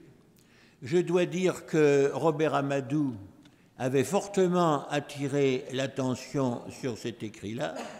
Il n'attirait pas l'attention sur n'importe quoi, hein, on ne pouvait pas être toujours d'accord avec lui, mais ça c'est autre chose. Sur ce plan-là, du moins on peut lui faire confiance. Je m'y suis plongé et je me suis trouvé à l'intérieur d'une œuvre courte, enfin il a paru en quelques fascicules, que je me suis procuré dès que possible, bien sûr, il y a déjà longtemps, dans laquelle je suis vraiment en pleine théosophie chrétienne, d'une manière aussi... Alors, j'aime pas tellement le mot authentique, j'aime pas tellement faire des jugements de valeur en ce domaine, mais disons, mettons-le quand même entre guillemets, que dans le ministère de l'homme-esprit ou dans certains écrits de Jacob Böhm. C'est certainement une des créations, une des œuvres théosophiques les plus intéressantes dans la littérature du XXe siècle. Dans la littérature du XXe siècle. Je ne sais pas si mes collègues seront d'accord avec moi, mais enfin, je suis personnellement, je n'ai que l'avis le plus positif sur ce texte. Juste un mot pour ajouter que dans cette œuvre de Chauvet, qui est un objet incomparable à quoi que ce soit qu'on ait pu publier après la Deuxième Guerre mondiale dans ce domaine, il est clair que le point de départ, c'est Fabre d'Olivet. Il a d'abord abordé le texte de la Genèse dans l'optique de Fabre d'Olivet. Mais très rapidement, il s'en sépare et il apporte une contribution originale dont les sources sont assez difficiles à définir. Il y a une part, me semble-t-il, majeure de création personnelle. Mais la source, le point de départ, c'est Fabre d'Olivet. Il y a aussi un rapport avec Papus, parce que Fabre d'Olivet a été, on va dire, plagié par Saint-Yves d'Alvèdre, qui est le maître intellectuel de Papus. Eh bien, la parole est de nouveau au public. Nous avons encore des questions. Antoine, cela tombe bien, j'en ai une pour les deux intervenants qui ont abordé le voyage de Papus en Russie. J'aurais voulu en savoir plus, savoir si ce voyage avait été fait de la propre initiative de Gérard Rancos ou si cela a été demandé par la famille impériale, quels ont été les rapports et la mission exacte de Papus en Russie et comment s'est-elle finie. La deuxième question, je voulais savoir si la Revue internationale des sociétés secrètes s'est intéressée à l'ordre martiniste et ce qu'elle a pu en écrire. Et puis la troisième, qui est plus une anecdote, puisque Jean-Marc Vivenza a bien voulu aborder la cérémonie funèbre à Notre-Dame de Lorette de Gérard Rancos. Alors il est dit sur le site du cimetière du Père-Lachaise qu'au moment où le cercueil est sorti de l'église, la main d'un ange s'est détachée et est venue frapper le cercueil de Papus. Alors je voulais savoir si Jean-Marc pouvait infirmer ou confirmer cette assertion, tout simplement. La réception de Papus en Russie, alors c'est assez fascinant parce que la Russie, c'est la terre d'accueil des martinistes au sens historique, puisqu'on appelait... Il n'y avait pas de martinisme en Russie. Alors, au XVIIIe siècle. On désignait le rectifié sous le nom de martiniste. Et cette appellation de désignation des frères du régime écossais rectifié sous le nom de martiniste, qui en russe veut dire petit singe, hein, d'ailleurs. Mais bon, voilà, hein, c'est un phénomène de traduction. Quoi qu'il en soit, la présence d'un courant se revendiquant une sensibilité désignée sous le nom martinisme va avoir une remontée jusqu'y compris dans la cour. C'est les élites qui vont se fasciner par la question. Et de ce point de vue, tous les témoignages qu'on en a nous fournissent des éléments tout à fait intéressants. Alors, Papus, que se passe-t-il dans la réception de Papus avec la Russie? Les Russes vont très vite demander à ce que soient constitués des loges, des groupes, des chapitres, peu importe le nom qu'on leur donne, et les premiers témoignages des loges constituées sont à Kiev, où d'ailleurs ces mêmes membres reliés à la tradition papusienne reviendront en France après la Révolution pour y réimplanter des éléments du martinisme papusien, mais passé par le filtre russe. Serge Marcotourne en est le meilleur exemple, qui reviendra avec la loge Saint-André apôtre de Kiev, ici en France, et qui va regrouper de nombreux exilés qui vont se retrouver dans la pratique. Il y a un engouement à la fin du 19e, pour rester vraiment dans la période Papus, pour ne pas dériver vers des éléments qui nous fascinent et qui nous passionnent, mais qui pourraient nous emmener un peu loin du sujet. La réception de Papus va se faire de façon très rapide, parce que les contacts fonctionnent entre la Russie et la France au titre des relations, des liens, et en particulier des liens culturels. Donc, très vite, des demandes au titre officiel de l'ordre martiniste vont être formulées pour que soient constituées sur le sol russe des structures rattachées à l'ordre martiniste en France. Et ce sont ces structures qui vont diffuser à la fois les textes de Papus, les éléments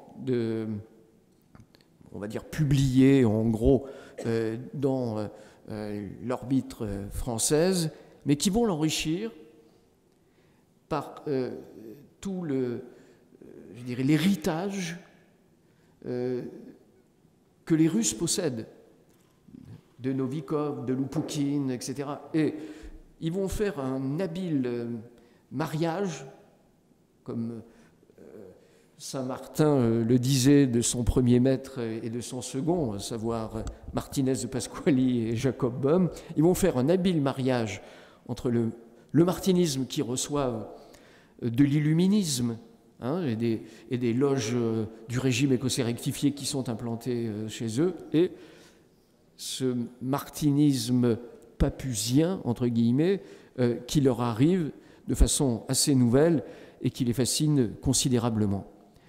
Les témoignages qu'on a des Russes revenus d'exil, et je parlais de Serge Marcotoun, sont absolument éclairants sur le sujet et sont un élément de documentation, à mon avis, de premier choix. Voilà ce qu'on peut dire globalement sur la question. Oui. Je vais rajouter une chose un peu anecdotique, c'est que lors de son voyage en Russie, Papus est accompagné de Philippe. Oui. Et ils ont donc des rapports avec la cour, et il faut quand même dire les choses comme elles sont. Le tsar et la tsarine sont complètement cinglés, ils sont fous, ils sont totalement fous. Et à un moment, ils sont fascinés par, d'après le rapport qu'en fait Papus, ils sont fascinés par Philippe, et il se trouve que Philippe n'est pas docteur en médecine, naturellement, et que ça lui a causé beaucoup de problèmes avec l'ordre des médecins en France à cette époque, dans son activité de guérisseur. Et donc, le tsar, par la voie diplomatique, demande à ce qu'on accorde un diplôme de docteur en médecine à Philippe. Et le diplomate de service lui répond qu'en France, même le président de la République n'a pas ce pouvoir. Et le tsar répond en faisant de Philippe un médecin militaire avec le grade de général. Voilà, parce que Philippe avait obtenu un faux diplôme de médecin dans ce qu'on appelle une université non accréditée, où en fait il suffit de payer, ça existe encore aujourd'hui, No Class University, il suffit d'envoyer un chèque et vous faire un virement et vous recevez un diplôme de docteur qui évidemment n'a strictement aucune valeur nulle part. Voilà, c'est un des aspects. Alors, et le deuxième point qui est sur la dernière question, mais c'est un point plaisant, je passe souvent devant Notre-Dame de Lorette, et donc il y a déjà quand même pas mal de temps que je suis allé faire une inspection. Je pense que si la main d'un ange est tombée ce jour-là, on a fait des réparations, car je certifie qu'à ce jour, tous les anges de Notre-Dame de Lorette ont leurs deux mains. Un mot par rapport à ce que vient d'évoquer Roger Daché. Le voyage de Papus en Russie avec Philippe va les amener évidemment à entrer en contact avec la famille du tsar et les mettre en opposition directe avec Raspoutine. Et les éléments qui nous sont rapportés de cette situation d'opposition très violente, Raspoutine la famille du tsar est mise en garde contre ces agissements. Il va y avoir une vraie guerre. Alors, vous savez qu'on parle de la guerre des deux roses entre Péladan et Stanislas de Guetta, qui a opposé la tendance de la Rose-Croix, l'ordre de la Rose-Croix kabbalistique et l'ordre catholique de la Rose-Croix de Péladan ici en France, mais en Russie également. Papus va être directement lié à ce qui va opposer à l'intérieur de la cour des tendances qui, d'un côté, sont en faveur de Papus et de Philippe, et de l'autre qui pousse du côté de Raspoutine. Voilà, pour essayer d'être complet sur la question du martinisme en Russie.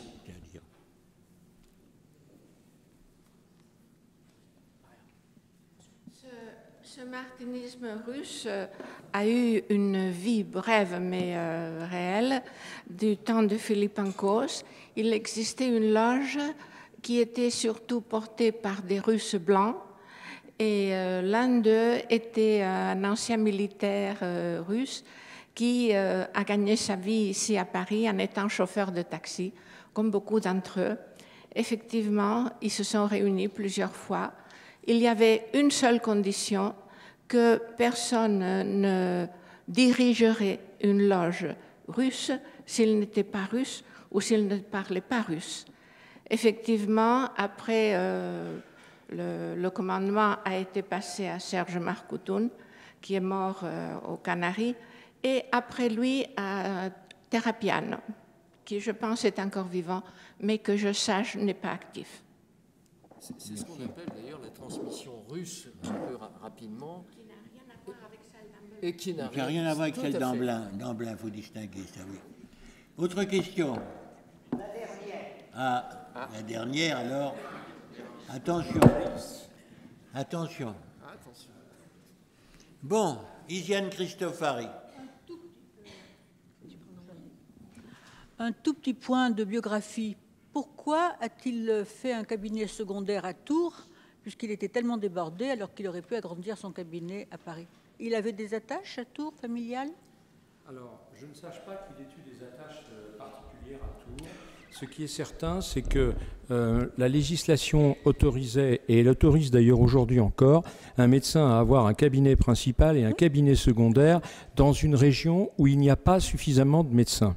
Aujourd'hui, ça n'existait plus il y a quelques années, ça existe de nouveau parce qu'il y a une désertification médicale en France dans les campagnes, mais au début du XXe siècle, c'était un phénomène très fréquent. Donc je pense qu'il n'avait pas de lien particulier avec Tours, je ne connais pas les liens particuliers familiaux qu'il aurait pu avoir, mais je soupçonne qu'à Tours, qui nous paraît aujourd'hui une ville ultramoderne, mais qui était une petite province un peu perdue au début du XXe siècle, il y avait peut-être un besoin de médecins et que les relations, le cercle amical qui était le sien, lui a signalé qu'on aurait peut-être besoin de lui à Tours. Il faut quand même dire que Papus est un homme qui bougeait énormément parce qu'il était à Lille, il était à Paris, il était à Tours, il était à Lyon. Où il allait voir Philippe. Donc c'est quand même quelqu'un qui a beaucoup bougé, ça ne lui faisait pas peur, et c'est assez remarquable, car souvenez-vous qu'au début du XXe siècle, pour aller de Paris à Lyon, on mettait quelque chose comme 6 à 8 heures. Donc c'était quand même un parcours énorme. Voilà. Ah, puisque c'est la dernière question, je ne vais pas la poser, Antoine, mais je voulais simplement prendre une minute pour dire une chose. Je pense que dans ce colloque, nous avons ouvert des pistes de travail. Et moi, je trouve que c'est un événement important parce qu'il y a un sujet qu'un jour on pourrait traiter et qui me semble avoir été touché du doigt à plusieurs reprises aujourd'hui, c'est la question de la postérité intellectuelle de Papus. Cette postérité intellectuelle, elle peut s'exprimer en termes d'influence sur des personnes. Par exemple, ce serait intéressant d'étudier l'interaction entre Oswald Wirth et Papus, entre Guénon et Papus naturellement, mais aussi avec un auteur anglais qui est Arthur Waite et qui a eu des relations très précises avec Papus. Il a écrit ce livre. Et il a écrit, évidemment, un des meilleurs livres sur Saint-Martin. À son époque, certainement le meilleur livre sur Saint-Martin. Et puis l'autre aspect de la postérité intellectuelle, c'est un sujet qu'on n'a pas du tout abordé, mais qui mériterait d'être étudié, c'est l'influence de Papus sur la conception de la franc-maçonnerie en France. Et Papus et la franc-maçonnerie aujourd'hui, voilà. Il y a des loges Papus. Pourquoi? C'est intéressant. Il a des pique-pendre de la franc-maçonnerie de son temps qui manquaient de symbolisme, etc. Il a voulu revenir à une maçonnerie antérieure, etc. Alors, quid de Papus dans la maçonnerie d'aujourd'hui qui se revendique de son nom? C'est une belle question, ça. Je rejoins. La réception, au fond, oui, ce que dit Rocher, des travaux parallèle et convergent à la fois sur la réception de Papus, je dirais, de 1916 à aujourd'hui. Et c'est très important, ça occuperait beaucoup de place et il y aurait de quoi vraiment faire un gros ouvrage collectif. Voire des colloques, comme celui d'aujourd'hui. Pourquoi pas. Bon, je vous remercie tous de votre assistance et surtout à vous 5 qui avez fait possible cet hommage à Papus lors du centenaire de sa désincarnation. Avec ça, il faut inclure là-dedans un hommage à Philippe Ancos qui a vécu toute sa vie pour honorer son père. Et je crois qu'aujourd'hui, il serait content de voir que son père a soulevé l'envie de vous entendre à 200 personnes, quand même, qui est un fait remarquable et que je crois que n'avait pas eu avant. Ça aussi, un autre mérite, ce centenaire, cet hommage à Papus, c'est qu'il a quand même permis que différents ordres martinistes soient là sans aucune différence, uniquement avec la fraternité et l'amitié qui nous unit, et surtout ces débats, je dirais, scientifiques, pas anecdotiques, sérieux sur Papus, qui nous permet d'envisager quand même qu'on ira plus loin et qu'il y aura de suite. Alors, merci à tous et peut-être pour certains, demain au cimetière, à 10h, on sera à la porte Gambetta du cimetière de Père-Lachaise et de la porte Gambetta, on partira tous ensemble vers la tombe de Papus. Il y aura une petite cérémonie d'hommage et de souvenirs pour Papus, pour Philippe et un peu, en général, la famille Ancos. Et après, pour ceux qui se sont inscrits, parce que cette année, c'est très sérieux, pour le banquet Papus que Philippe Ancos avait instauré, parce que après le cimetière, les gens se dispersaient plus ou moins, et il disait, oui, mais quand même, les gens de Provence, on va quand même manger quelque chose avant de prendre le train. Il faudrait qu'on se trouvait à 15 ou 16, aller à un restaurant qui disait, non, vous êtes trop, donc on ne peut pas. Et là, on a décidé de faire ces banquets Papus qu'on a fait ici à la Grande Loge de France. Et il y a eu des années où on a dépassé les 200 convives. C'était un peu difficile quand même en bas d'être 200 serrés avec une température qui augmentait beaucoup. Mais bon, ça, on a abandonné la Grande Loge de France quand le restaurant nous a dit on ferme le dimanche, donc il faut que ce soit samedi après-midi, ce qui ne résolvait pas la question du déjeuner de dimanche pour ceux qui partaient après hors de Paris. Donc là, on a quitté, on a fait des pèlerinages, etc. Et cette année, on a atterri à l'école militaire grâce à un général qui nous a introduits là. Et la sécurité militaire nous a demandé d'avoir des listes 5 jours avant pour pouvoir vérifier s'il n'y avait pas des terroristes dedans. Il fallait la nationalité. S'il y avait des personnes qui n'étaient pas français, ils ont enquêté dans le pays d'origine pour voir s'ils n'étaient pas fichés, etc., etc. Donc, si vous n'êtes pas inscrit, ce n'est pas la peine de venir, vous ne pourrez pas être accepté. Ça sera draconien cette année. Voilà. Merci beaucoup à tous et peut-être à demain.